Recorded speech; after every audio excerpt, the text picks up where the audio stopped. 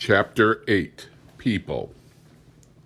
The most important people in a community are usually the richest or the worthiest or the most useful, unless the community, like ours, happens to be scattered thinly over the most rugged mountains and the largest stand of Douglas fir on the North American continent. Then the most important people are the closest, your neighbors. Our neighbors were the Hicks and the Kettles. My first brush with the Kettles came about 2 weeks after we moved to our ranch and before we had bought our dozen Rhode Island bred hens, when I, in my innocence, thought I would walk to a neighbor's and arrange to buy milk and eggs. Bob had gone to Docktown after lumber, or I probably never would have made that fruitless voyage. I remember what care I donned the clean starch house dress and pressed my Burberry coat, how carefully I brushed my hair and fixed my face and composed little speeches of introduction. "So, you're Mrs. Kettle. Bob has told me so much about you," or "I'm your new neighbor up on the mountain, and I thought it about time to come down out of the clouds and make myself known." Aha. My first disappointment was a little matter of distance. It was possible to keep my spirit of goodwill and neighborliness whipped to a white heat for about a mile. Then it began to cool slightly, and by the fourth mile the whole thing had become a damned bore, and I wondered why I ever had the idea in the first place. It rained hard the night before, and the road, normally pocked with holes and pits, was dotted with little lakes and pools, which reached clear across the road and oozed into the salal along the edges. In order to traverse these, it was necessary to make detours into the soaking wet brush, so that by the end of the first mile my neatly pressed coat slapped wetly against my legs, and my hair and shoulders were full of twigs and stickers. The day was clear and blowy, with clouds like blobs of thick white lather sailing along on the wind, which was so strong and so playful that incredibly tall, spindly snags leaned threateningly toward me, particularly when I was trying to edge around an especially large puddle and couldn't have got out of the way if the snag had shouted "Timber!" before it fell. This fear of falling snags wasn't just idle terror on my part, either, because every once in a while there would be a big blundering crash to the right or left of me. As the snag was usually just about to hit the ground by the time I had it located, I finally gave up and decided that if God willed it, God willed it, and there was nothing I could do about it. On either side of the road were dense thickets of second growth, clear, green, and bursting with health and vigor. Back of these thickets rose the giant virgin forests, black and remote against the sky. Occasionally, a small brown rabbit flipped into the brush just ahead of me, and little birds made shy rustling noises everywhere. The mountains looked down scornfully at my skip, hop, and jump descent, and when I saw their unfriendly faces reflected in the puddles, I felt the resisting power of that wild country so strongly that I was almost afraid to look back for fear the road would have closed up behind me, and there would be nothing but trees, sky, and mountain, and no evidence that I had ever been there. Lost in these gloomy thoughts, I trudged on until I turned a bend and suddenly came on the Kettle farm. First there was a hillside orchard, alive with chickens as wild as hawks, large dirty white nuzzling pigs, and an assortment of calves, cows, horses, and steers. Wild roses laced the fences and dandelions glowed along the roadside, and over and above the livestock arose the airy fragrance of apple blossoms. Below the orchard were a large square house which had apparently once been apple green, a barn barely able to peep over the manure heaped against its walls, and a varied assortment of outbuildings evidently tossed together out of anything at hand. The pig house roof sported an arterial highway sign, and the milk house had a roof of linoleum and a wooden two-pants suit sign. All of the buildings had a stickery appearance, as any boards too long had been left instead of sawed off. The farm was fenced with old wagons, parts of cars, broken farm machinery, bits and scraps of rope and wire, pieces of outbuildings, a parked automobile, old bed springs. The barnyard teemed with jalopies in various stages of disintegration. I turned into a driveway that led along the side of the house, but there arose such a terrific barking and snarling and yapping from a pack of mongrels by the back porch that I was about to leap over the fence into the orchard when the back door flew open and someone yelled to the dogs, "Stop that goddamn noise!" Mrs. Kettle, a mountainously fat woman in a very dirty house dress, waddled to the corner of the porch and called cordially, "Come on, come in, glad to see you." But as I drew timidly abreast of the porch, my nostrils were dealt such a stinging blow by the outhouse lurking doorless and unlovely directly across from it that I almost staggered. Apparently used to the outhouse, Mrs. Kettle kicked me a little path through the dog bones and chicken manure on the back porch and said, "Was wondering how long before you'd get lonesome and come down to see us." Then I should be into the kitchen, which was enormous, cluttered, and smelled deliriously of fresh brewed and hot coffee. "I'll have a pan of rolls baked by the time the coffee's poured. Sit down and make yourself comfortable." She indicated a large black leather rocker by the stove, and so I sat down gracefully, and immediately a long, thin cat leaped into my lap, settled himself carefully, and began purring like a buzzsaw. As he purred, I stroked him until I noticed a dark knot of fleas between his eyes, from which single fleas were disentangling themselves and crawling down onto his nose and into the corners of his eyes, and then unhurriedly going back into the knot again. I gently lifted him off my lap and put him down by the stove, but he jumped back again, and I pushed him off, and he jumped back, and so I finally gave up and let him stay, but stopped stroking him and tried to keep track of the fleas to be sure they went back after each sortie. The Kettle's kitchen was easily 40 feet long and 30 feet wide. Along one wall were a sink and drain boards, drawers and cupboards. Along another wall was a giant range and a huge wood box. Back of the range and wood box were pegs to hang wet coats to dry, but from which hung parts of harness, sweaters, tools, parts of cars, a freshly painted fender, hats, a hot water bottle, and some dirty rags. On the floor behind the stove were shoes, boots, more car parts, tools, dogs, bicycles, and a stack of newspapers. In the center of the kitchen was a table, about 9 feet square, covered with a blue and white oilcloth tablecloth, a Rochester lamp, a basket of sewing, the Sears, Roebuck, and Montgomery Ward catalogs, a large, thick, white sugar bowl and cream pitcher, a butter dish with a cover on it, a jam dish with a cover on it, a spoon holder, a fruit jar filled with pencil stubs, an ink bottle, and a dip pen. Spaced along other walls were bureaus, bookcases, kitchen queen work tables, and a black leather sofa. Opening from the kitchen were doors to a hall, the parlor, the pantry, an enormous room lined with shelves, and the back porch. The floor was fur and evidently freshly scrubbed, which seemed the height of useless endeavor to me in view of the chicken manure and refuse on the back porch and the muddy dooryard.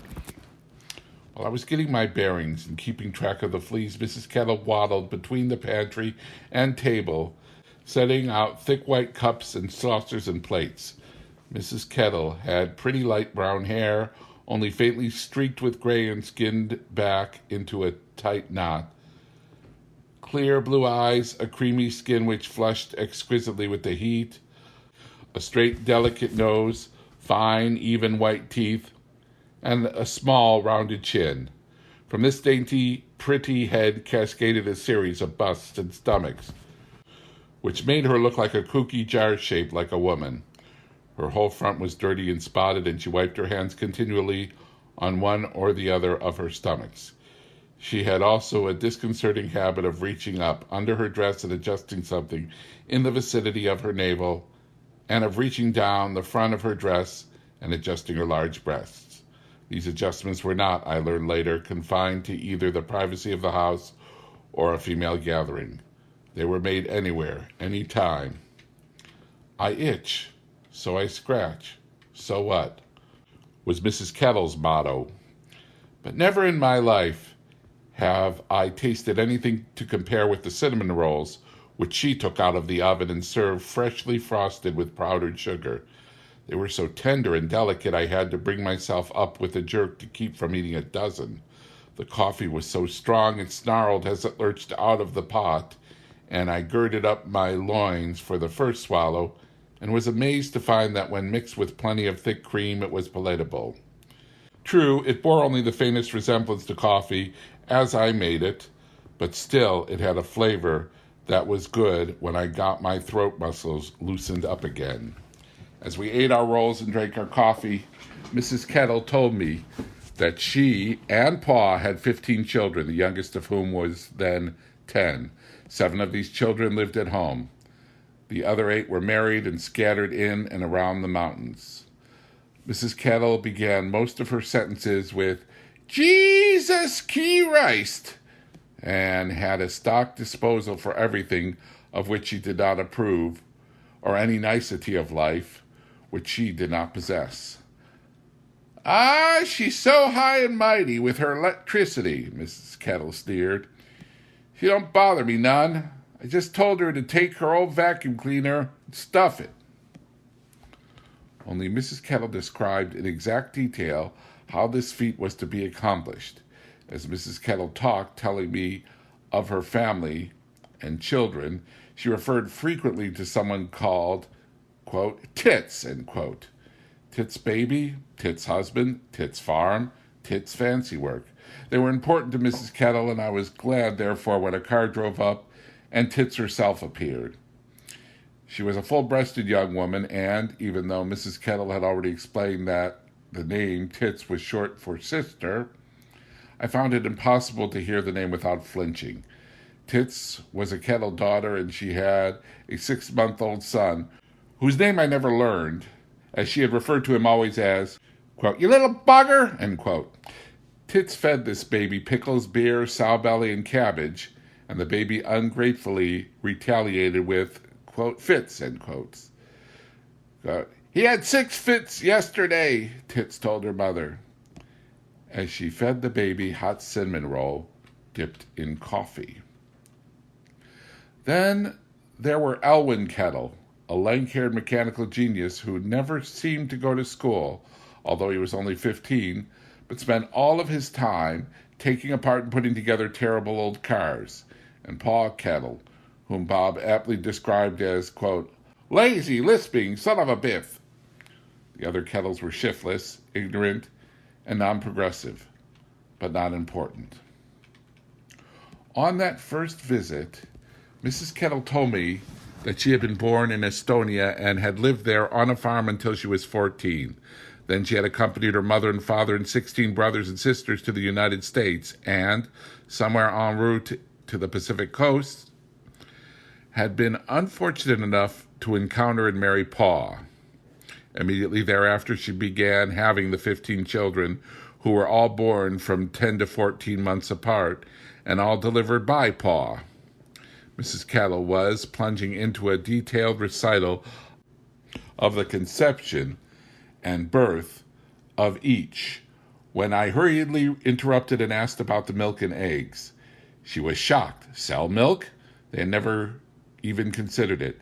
They separated all of their milk and sold the cream to the cheese factory. Nope, selling milk was out of the question. What about eggs? I asked. Well, said Mrs. Kettle, Pa's just gotten around to fixing any nests in the hen house so the chickens lay around in the orchard, and when we find the eggs, some are good and some ain't. I hurriedly said that was all right. I can get the eggs in town, took my leave and went home, and there I learned that Bob the efficient, Bob the intelligent, had already arranged with the Hicks for milk and eggs. Evidently, my call was the opening wedge. For the next morning, just after I had finished the breakfast dishes and Bob and I were at work on the pig house, we suffered our first encounter with Mr. Kettle. He came careening into the yard, precariously balanced on the top of a flight of steps which formed the seat of his wagon, and driving a team composed of swayback stallion about 18 hands high and a slight black mare little larger than a Shetland pony. Mr. Kettle drew them to a flourishing halt just as I pictured them charging through the side of the house, and wished us a cheery good morning. Then, leaping from the leaning tower of steps to the ground with the air of a Roman charioteer who had just won the race, he stopped and examined his steed's flanks, did little things to the harness, a masterpiece of ingenuity consisting of baling wire, bits of rope, heavy twine, and odd lengths of strap, then straightened up and lit a small piece of cigar. Bob stood transfixed, staring at the wagon and team. The small horse staggered under a pair of great brass hames, while the stallion wore none. The front wheels of the wagon were easily 4 feet in diameter and iron. Those in black, delicate, rubber-tired, sulky wheels. The wagon itself was the body of a hay rack without the sides, and garnished with a flight of steps sloping toward the rear and leading heavenward. I was more fascinated by Mr. Kettle. He had a thick thatch of stiff gray hair, quite obviously cut at home, with a bowl, perched on top of which he wore a black derby hat. His eyebrows grew together over his large red nose and spurted out threateningly over his deep-set, bright blue eyes. He had a tremendous flowing mustache, generously dotted with crumbs, a neckline featuring several layers of dirty underwear and sweaters, and bib overalls tucked into the black rubber hip boots. Drawing deeply on the cigar butt, Mr. Kettle said, "Nice little plant he got there. Put it far up in the woods, though. Last feller to live here was crazy and put him away." He scrutinized Bob from under his eyebrows. Bob laughed and said, "Well, how do I look?" Mr. Kettle said, "All right, though far." He turned to me. "The old lady tells me you was down yesterday. Guess I must have went to town just afore you come. Too bad, too bad." He continued to smoke, and we all looked at each other expectantly. Mr. Kettle broke the silence. "Thing is, it's pretty tough this year." We learned the hard way that this was his stock approach to borrowing. "Yes, sir, tough. The boys won't help warm me." His voice seemed to break bounds and rose and fell like the crescendos of a siren.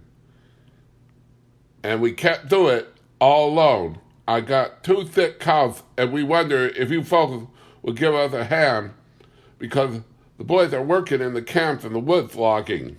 And I can't plow alone. And the old lady wondered if, when you come down, you would bring a little kerosene and a little pullet mass, 10 cups of flour, and a few raisins, if you got 'em." Innocently, we agreed to everything, and Pa leaped to the flight of steps, clucked to the horses, and catapulted out of the yard. From that day forward, the flour, chicken feed, eggs, bacon, coffee, butter, cheese, sugar, salt, hay, and kerosene, which the Kettles borrowed from us, placed end to end, would have reached to Kansas City. The flour, chicken feed, eggs, bacon, coffee, butter, cheese, sugar, salt, hay, and kerosene, which they had already borrowed from the rest of the farmers in the mountains, would have reached from Kansas City to New York and back to the coast. There was nothing anyone can do about this borrowing, though. With the nearest store 17 miles away, you could not refuse to lend someone coffee, flour, eggs, bacon, butter, cheese, sugar, salt, hay, or kerosene, because you yourself knew what it was like to run out of any or all of them. Pa Kettle banked on this knowledge, and the rest of us charged it off to overhead. The business of lending our services was something else again, and after that first initial mistake, we seldom, if ever, granted any of Pa's millions of requests for help. Help with the plowing, the sowing, the haying, the milking, the barn cleaning, the chicken house building, the gardening, the cesspool, the outhouse moving. He asked and was refused, but he kept right on asking, for that was Pa's business, begging. He didn't care what humiliations, what insults it entailed. It was better than working. Actually, the Kettle farm was the finest, or rather could have been the finest, in that country. They had 200 acres of rich black soil, of which about 20, including the acre or so rooted by pigs and scratched by chickens, were under cultivations. Their orchard, which was never pruned or sprayed, bore old-fashioned, crunchy dark red apples, green-gage plums, Italian prunes, russet and Bartlett pears, walnuts, filberts, chestnuts, pie cherries, royal ands, and bings. Their loganberry, currant, raspberry, and blackberry bushes bore with only the spasmodic cultivation given them by rooting pigs and scratching chickens. Their 35 Holstein cows were never milked on time, rarely fed and beset by flies and vermin, but they gave milk, apparently from force of habit. Their Chester white sows were similarly abused, but they bore huge litters, which Pa sold for $5 each piglet as soon as they were weaned. Occasionally, the Kettle animals just up and died. Such deaths were immediately attributed to a vengeful providence, and never for a second did any Kettle entertain the idea that dirt or malnutrition had anything to do with it. Of course, we didn't know all of those things that next morning when, with charity in our hearts, we set out to help with the plowing, which we honestly thought Pa Kettle intended to struggle with by himself unless Bob helped him. As we cautiously drove the car through the conglomeration of old cars, parts of old cars, Kettle boys under old cars and discarded furniture which studded the driveway, Paul hallooed down by the barn, so Bob let me off to walk to the house, and he drove in the direction of Pa. When I got to the house, I found Mrs. Kettle in the throes of cleaning the bathroom and jubilant over an apronful of tools, the top of a still, and an unopened package from Sears Roebuck, which had been missing for a year or so. The bathroom was definitely an afterthought, tacked on to one wall of and accessible only through the parlor. It was just a bathroom containing a solitary tub and evidently used only through the warm weather. Knowing that they had a good stream, a ram, and a water tower, I asked Mrs. Kettle why they didn't install an inside toilet. She was incensed. And have every son of a bitch that has to go traipsing through my parlor? When we start spending money like drunken sailors, it won't be for no la-ti-da toilet. I slunk into the parlor, and after pulling up the green fringe blinds, I did a little self-conscious dusting under the cold surveillance of Rose of, quote, stony eyes, end quote, Gammy's name for chromo portraits, which lined the walls and were apparently the forebears of Ma and Pa photograph post-mortem. The parlor was clean and neat. The dark red brick fireplace morbidly sported a fern where the fire should have been, and from the edge of the mantel were suspended by tacks and strings folding red paper Christmas bells, cardboard Easter eggs, and greeting cards from birthdays, Valentine's Day, Christmas, and Easter. At one end of the mantel stood a very bold-faced Cupid doll clad only in an orange ostrich feather skirt and with no back. At the other end was the much gilded figurine of the Madonna. The figure was all slippery black leather, the floor slippery mustard and rust linoleum, and the golden oak library table in the center of the room wore a dung-colored tapestry cover on which were laid at angles a pocketbook of Shakespeare, a mother-of-pearl-encrusted photograph album, a stereoscope, and a box of photographs which said on the lid in gold, Views of Yellowstone National Park. From the fly lamp hook in the center of the ceiling hung 3 long curls of fly paper, limp with age and heavy with petrified files. The whole atmosphere was funeral and remote, and there wasn't a marred place or scratch on anything. I was amazed, considering the 15 children and the appearance of the rest of the house. But when I watched Ma come out of the bathroom, firmly shut the door, go over and pull down the fringed shades clear to the bottom, test the bolt on the door that led to the front hallway, and finally shut and lock the door after us as we went in the kitchen, I knew. The parlor was never used. It was the clean white handkerchief in the breast pocket of the house. As soon as we finished the bathroom and parlor, it was time to get dinner. For dinner, we had boiled macaroni, not macaroni and cheese.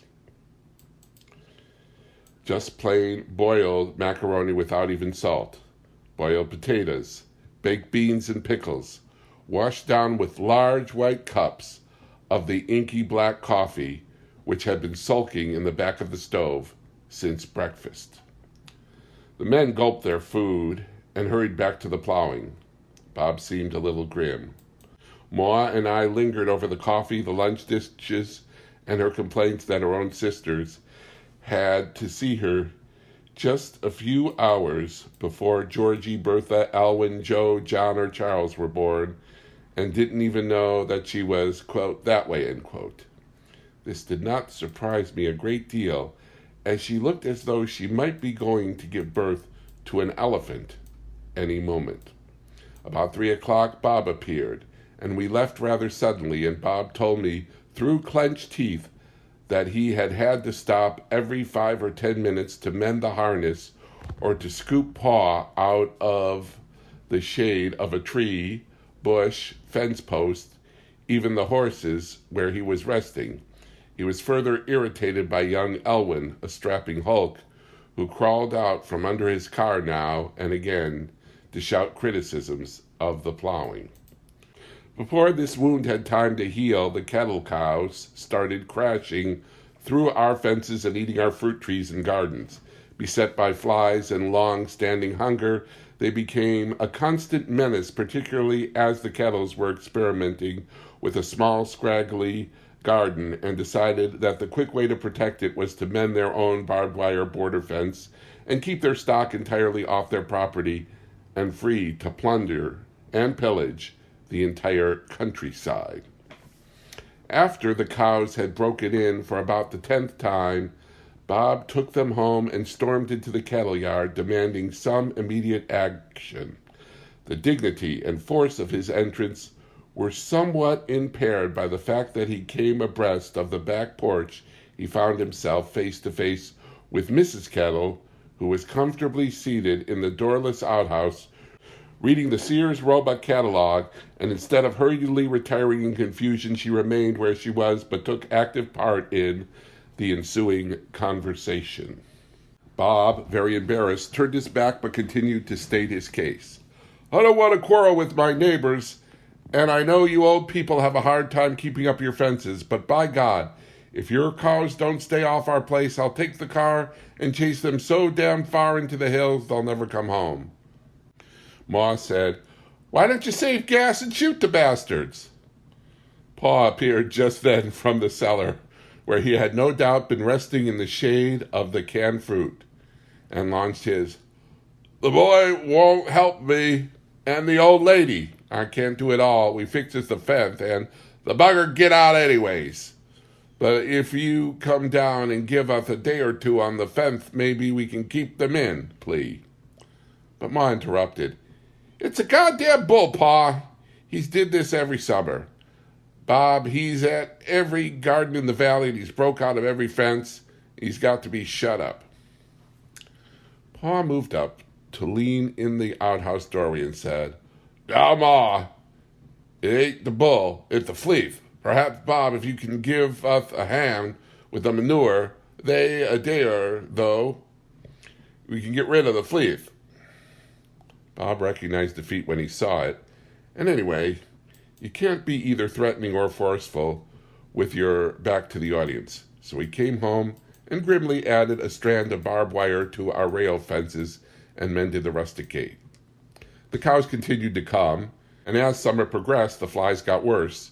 The cows got so they could leap 4 rails and a strand of barbed wire with the grace and skill of antelopes. Bob became desperate, and on advice of other experienced farmers, he loaded his shotgun with rock salt. I doubted at the time that this would do any good, since the bull, a wizened sallow with little bookkeeper type without a vestige of the lusty manliness which is ordinarily associated with the word bull, quite evidently tried to make up for his lack of physique by telling the cows, "Say, girl, if you follow me, I'll take you to a keen restaurant up on that mountain." And no peppering of rock salt was likely to make him give up his only lure. And I was right. Bob shot, and the bull roared and retreated a short distance down the road, only to return within the hour to be shot again, and to roar and retreat again. By the end of the first spring, Bob hated the kettles with a deadly loathing, and I couldn't blame him. They practically doubled his work and certainly impeded his progress. By the time we had weathered the first winter, his attitude had softened somewhat, and by the end of the second year, he accepted them like one does a birthmark. I enjoyed the kettles. They shocked, amused, irritated, and comforted me. They were never dull, and they were always there. With misfortune constantly stalking them, and poverty and confusion always at hand, I was amazed at the harmony that existed among the kettles. There was no bickering or blaming each other for things that happened.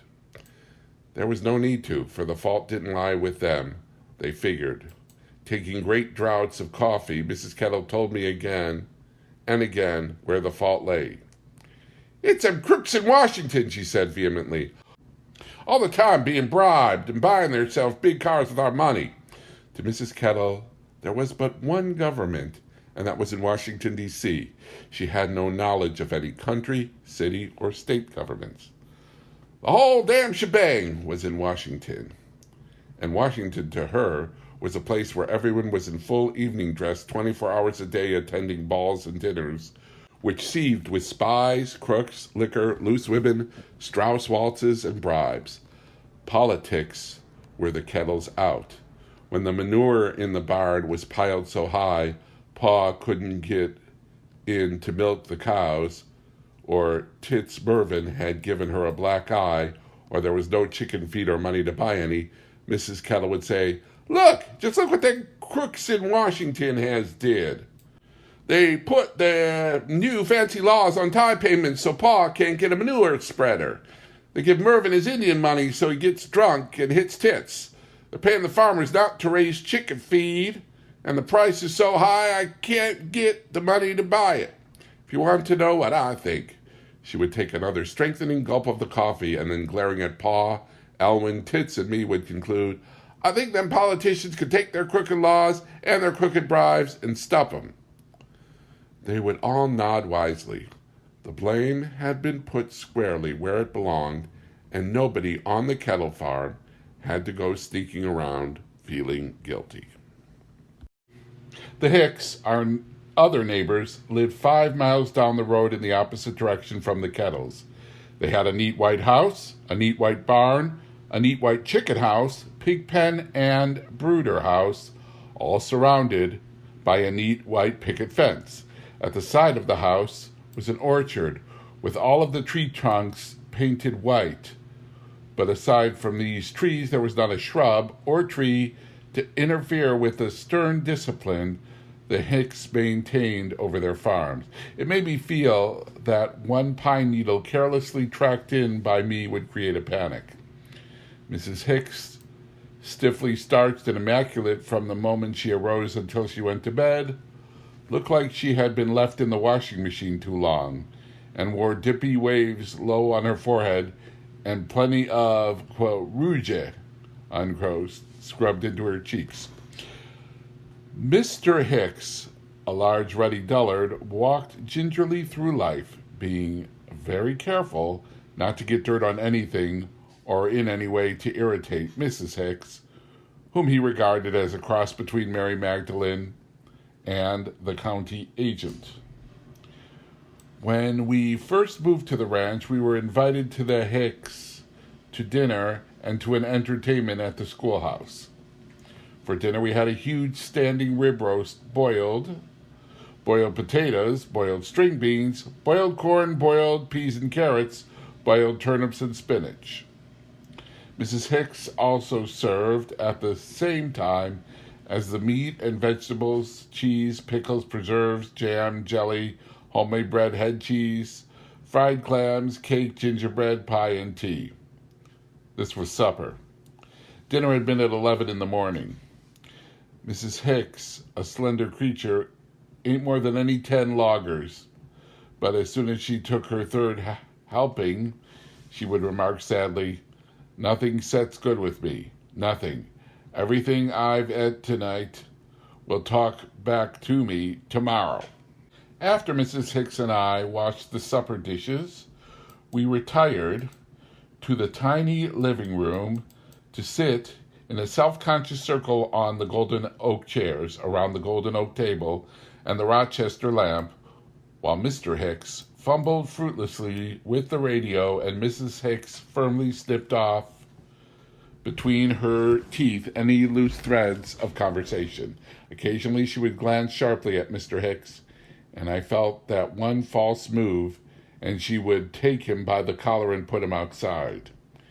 After one silence so long that I could feel the ties of the chair sticking to my neck and arms, Mrs. Hicks called Mr. Hicks into the kitchen, and I don't know whether she twisted his ear or what, but he announced that he was not going to the entertainment as one of the cows was expecting a calf. Bob elected to stay and help with the delivery, and Mrs. Hicks and I set off for the crossroads in her car. We also shared the car with Mrs. Hicks's liver and her bile, neither of which functioned properly, and though she had been to countless doctors and had had several, quote, wonderful goings over, end quote, she had to take pills all of the time. She drove, as did all the natives of that country, on the wrong side of the road, very fast and with both hands off the wheel most of the time. During the course of the drive, she missed by a hair or two other cars, a cow, a drove of horses, a wagon, and a road scraper, but not a faint in the blow-by-blow account of the fight between her liver and her bile. Her liver was so sluggish that it had constantly to be primed in order to make it pump her bile, according to Mrs. Hicks. Just before we went into the auditorium of the schoolhouse, she took 2 of the priming pills, and I was very disappointed not to hear liver's motor start and a cheery clung splash as it pumped Mrs. Hicks's bile into her bilge, or wherever bile goes. During the drive home, Mrs. Hicks entertained me with her many miscarriages, her sister's many miscarriages, her cow's many miscarriages, and her chicken's blowouts. The internal structure of Mrs. Hicks and all of her connections were evidently so weak that I was relieved when we reached home without the crankcase dropping out of her car. When we got into the house, Bob and Mr. Hicks were celebrating the arrival of their heifer calf with a bottle of beer. Mrs. Hicks' disapproval stuck out all over like spines, but when I lit a cigarette, she turned pale with horror. "It's not that I mind you so much," she told me later. "I know you're from the city, but I'd hate to have you smoking when any of my friends come in, because they might think I was the same kind of woman you was." And Mrs. Hicks was good, and she worked at it like a profession, not only by going to church and helping the poor and lonely, but by maintaining a careful check on the activities of the entire community. She knew who drank, who smoked, and who, quote, laid up, end quote, with whom, and when, and where. And she, quote, reported, end quote, on people. She told husbands of erring wives, and wives of erring husbands, and parents of erring children. She collected and distributed her information on her way to and from town, and apparently kept a huge espionage system going full tilt 24 hours a day. Having Mrs. Hicks living in the community was akin to having Sherlock Holmes living in the outhouse, and kept everyone watching his step. I was surprised when I learned that Bertie Hicks had a mother. She was so pure I thought perhaps she had come to life out of the house dress section of the Sears Roebuck catalog. But one warm evening that spring, I left Bob with the egg records and the baby and boldly struck out for Mrs. Hicks's to stitch some curtains on her sewing machine. When I first arrived, Mrs. Hicks, her mother, and Cousin June were sitting on the front porch slapping at mosquitoes and discussing their miscarriages. After the introduction had been made, I sat down for a while before opening my brown paper parcel and exposing the real reason for my visit. This was considered good manners, for in the country where people only call to borrow or return or exchange, and everyone is hungry for companionship, it is considered very impolite to hastily transact your business and leave. You must exchange views of crops and politics if you are a man. Gossip if you are a woman. Then state your business. Then eat no matter what time of day it is. Then exchange some more politics or gossips. And at last, unwillingly tear yourself away. I had sat on Bertie Hicks's front porch for perhaps 2 minutes when I realized that, hungry as I was for companionship, this visit was going to be an ordeal. For Bertie's mother, a small, sharp-cornered woman with a puff of short gray hair like a gone-to-sea dandelion, tried so hard to be young that conversation with her was out of the question, and her ceaseless activity was as nerve-wracking as watching someone blow up an old balloon. When we were introduced, she said, tossing her head about on its little stem, "Bet you thought I was Bertie's sister instead of her mother. 64 years young next Tuesday. And everybody guesses me under 40. Everybody does. It's 'cause I'm so active." Whereupon she shot out of her chair and leaped 4 feet off the ground after a mosquito. Coming down with the astounded mosquito in her little claw, she caught herself deftly on the balls of her feet, bent her knees so that she was almost squatting, then snapped into a standing position, turned, and winked at me. I'm not able to wink, and nothing else seemed adequate, so I just sat. Cousin Jane, a plump, middle-aged woman, turned to Mrs. Hicks and said, "Honest to gosh, Bertie, she's like a little kid." Mrs. Hicks said rather testily, "For heaven's sakes, Ma, sit down. You make me nervous." Mother finally perched on the edge of the porch, railing, but kept her eyes darting, head bobbing, and foot tapping, and I felt that she had every pore coiled ready for the next spring. Cousin June laid down her tatting, rolled back her upper lip, exposing enormous red gums sparsely settled with nubbins of teeth, and began an interminable story of how a surprisingly funny incident that had taken place at the Grange meeting. She laughed so much during the telling that it was difficult to understand what she said, and either I missed the point or, as I suspected, there wasn't any, because it sounded like and ha ha ha ha ha, ho ho ho, he he, ooh ah ooh.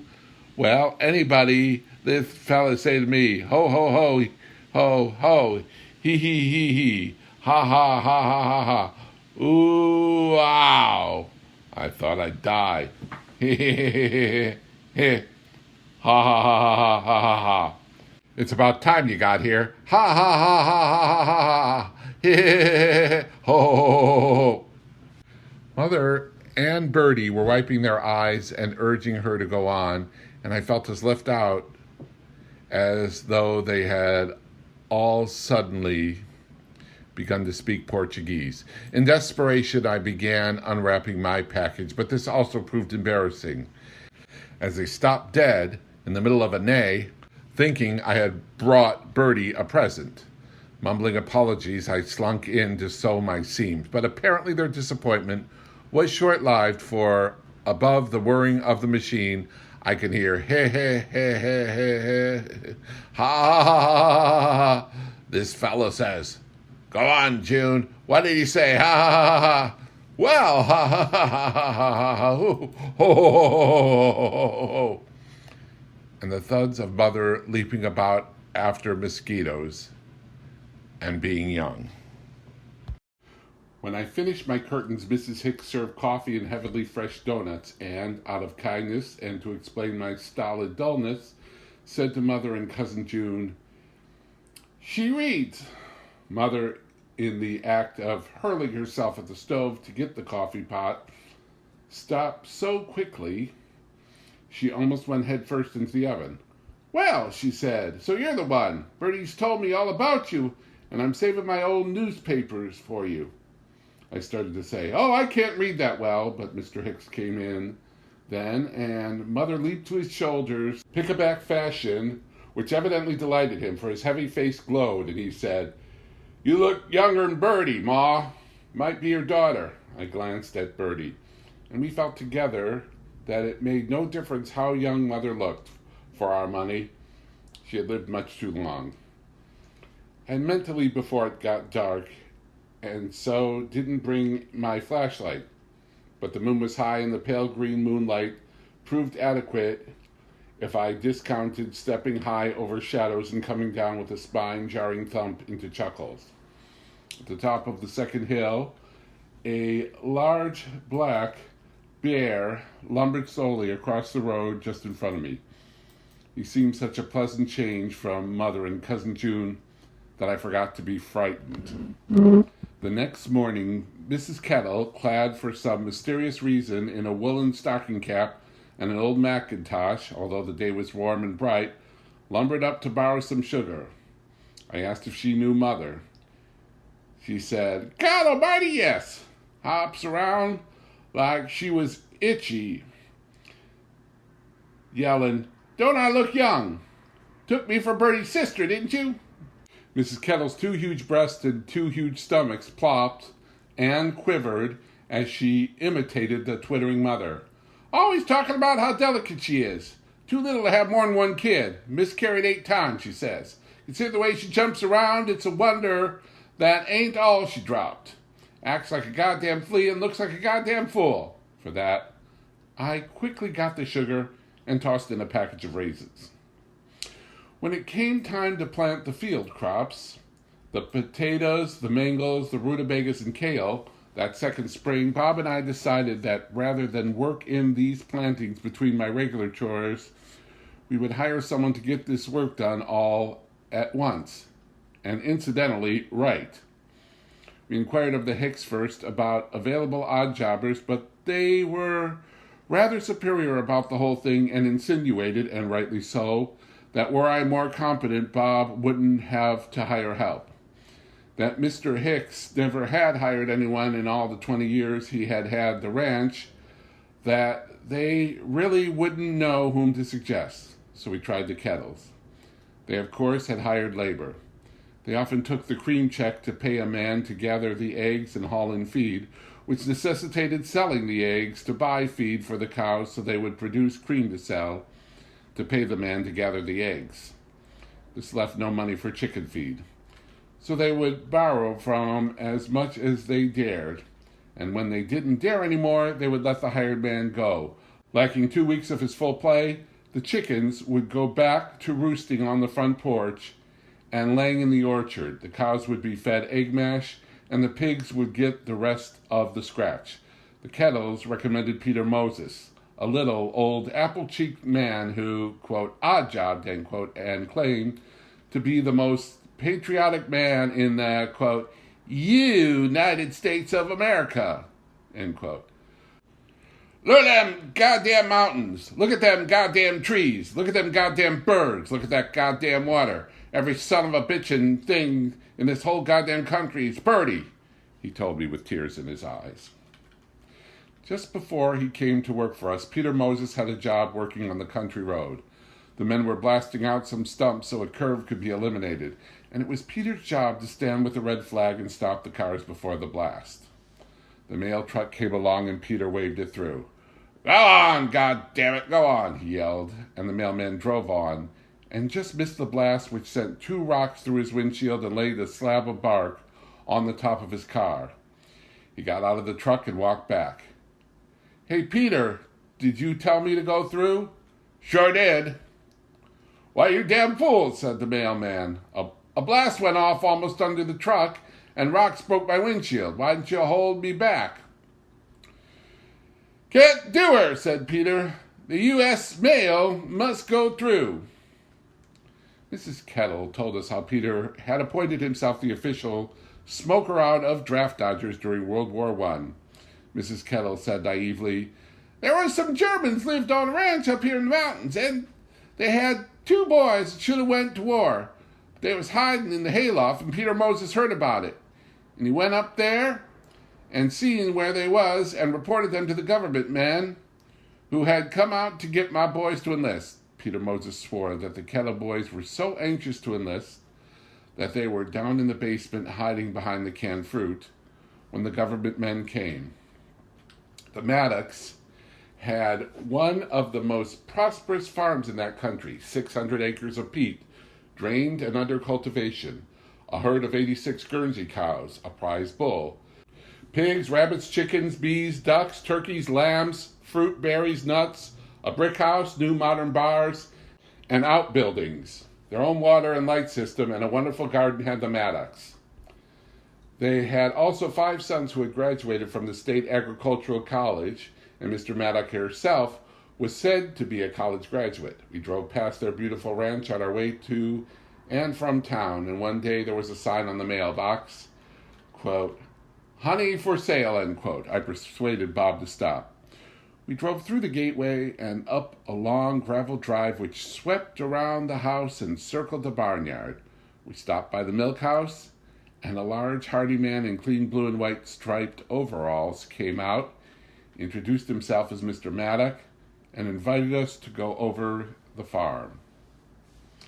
The farm was everything we had heard, the epitome of self-sufficiency.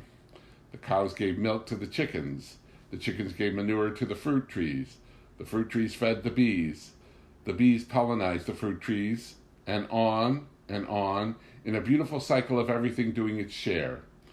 The exact opposite of that awful cycle of the Kettles, where Peter robbed Paul to pay George, who borrowed from Ed. The Maddock livestock was sleek and well cared for. The barns were like carnation milk advertisements, scrubbed and with the latest equipment for lighting, milking, cleaning, and feeding. The bunkhouses were clean, comfortable, and airy. Pig pens were cement and immaculate. The chicken houses were electric lighted, many windowed, white and clean. The duck pens, beehives, bull pens, calf houses, turkey runs, rabbit hutches, and the milk house were new, clean, and modern. Then we went to the house. The house had a brick facade, and that was all. The rooms were dark, the windows small and few. The kitchen was small and cramped and had a sink the size of a Pullman wash basin. In one corner of a plain sawhorse was a wooden washtub. Mrs. Maddock was as dark and dreary as her horse, and small wonder. She told me that she hadn't been off the ranch for 27 years, that she had never been to, quote, town, end quote, or Docktown Bay. When we said goodbye, Mr. Maddock shook hands vigorously. Well, he asked proudly, what do you think of my ranch? At least I understood Mrs. Kettle. There was but one suitable answer to give Mr. Maddock, and I was too much of a lady. Mary McGregor had fiery red, dyed hair, a large dairy ranch, and a taste for liquor. Drunker than an owl, she would climb on to her mowing machine. Tie me on tight, Bill, she would yell at her hired man. So Bill would tie her on with clotheslines, baling wire and straps, give her the reins, and away she'd go, singing at the top of her voice, cutting her oats in semicircles and happy as a clam.